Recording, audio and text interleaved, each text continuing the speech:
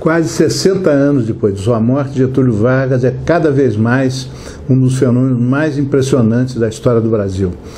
Neste ano de 2012, a rede de televisão SBT realizou uma pesquisa em escala nacional, pedindo a seus telespectadores que votassem via internet para indicar quem, em sua opinião, foi o brasileiro mais importante de todos os tempos. O resultado final ainda não saiu, mas já se sabe que Getúlio Vargas foi um dos mais votados, né? Então o SBT está realizando pesquisas, reportagens, entrevistas para situar Getúlio Vargas no conjunto dos grandes brasileiros de todos os tempos. Por quê? Quanto mais passa o tempo, mais ele é lembrado, mais ele é querido. Porque o que ele deixou, o que ele realizou, continua de pé ainda hoje.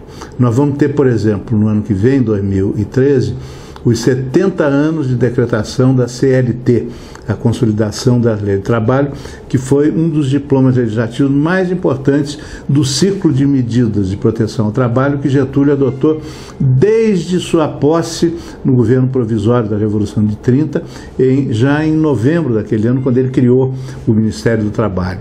Nós tivemos aqui, nesse ano de 2012, os 80 anos da criação da Justiça Eleitoral, outra obra de Getúlio Vargas. E teremos, daqui a algum tempo, também o aniversário da Justiça do Trabalho. Isso não foi tudo que Getúlio fez. Ele fez, por exemplo, a Petrobras, né, que está aí hoje como uma das maiores indústrias petrolíferas do mundo, e chegou a essa façanha que foi a descoberta dos recursos praticamente inesgotáveis do pré-sal. Agora, Getúlio pagou com a própria vida a ousadia de suas ideias. A crise de agosto de 1954, que o levou ao suicídio, foi precedida pela decretação de um aumento de 100% do salário mínimo por Getúlio no dia 1º de maio de 1954. E pela instalação efetiva da Petrobras como uma empresa que passou a controlar todas as reservas petrolíferas do país, as refinarias estatais e os navios da Frota Nacional de Petroleiros. Ele foi alertado naquela época, já no início de agosto, quando entrou em vigor esse salário mínimo, ele foi alertado de que já se estava armando um novo golpe para derrubá-lo, e contou isso no dia 2 de agosto de manhã a seu filho Lutero Vargas. Quando começou a campanha violenta contra ele naquele mês de agosto, o general Mozart Dornelles, subchefe do gabinete militar, que era amigo de Assis Chateaubriand, o maior empresário da área de comunicação no país na época, o general Dornelles foi falar com Chateaubriand e disse: mas Chateaubriand, por que essa campanha tão violenta contra o presidente Getúlio? Só havia duas televisões no Brasil na época, as TVs Tupis do Rio e de São Paulo, que eram de propriedade do Chateaubriand. O Chateaubriand tinha rádios em todos os estados e jornais em todos os estados, e mobilizou toda essa rede, mais as suas duas televisões, contra Getúlio Vargas. E aí o Chateaubriand, interpelado pelo general Dornelles, disse: olha, Mozart, eu adoro o presidente, tenho a maior admiração por ele. É só ele desistir da Petrobras, que eu tiro a televisão do Carlos Lacerda, que era o grande jornalista da oposição, o mais virulento opositor de Getúlio. Eu tiro a televisão do Carlos Lacerda e entrego as televisões para quem quiser. O general voltou para o Palácio do Catete, onde se encontrou com o então ministro da Justiça, Tancredo Neves, que por acaso era seu cunhado. E disse: Tancredo, eu vou falar com o Chateaubriand, e ele disse que é só o presidente Getúlio desistir da Petrobras, que ele tira a televisão do pessoal da oposição e entrega a televisão para quem o presidente Getúlio quiser. O doutor Tancredo respondeu: olha, mas você vai e diz ao presidente Getúlio o resultado dessa conversa, você não pode ocultar isso dele, mas fique sabendo uma coisa: ele morre, mas não desiste da Petrobras. De fato, ele recorreu ao suicídio. Com o suicídio, Getúlio Vargas retardou por 10 anos o que seria o golpe de 64, que pretendiam dar já em 54.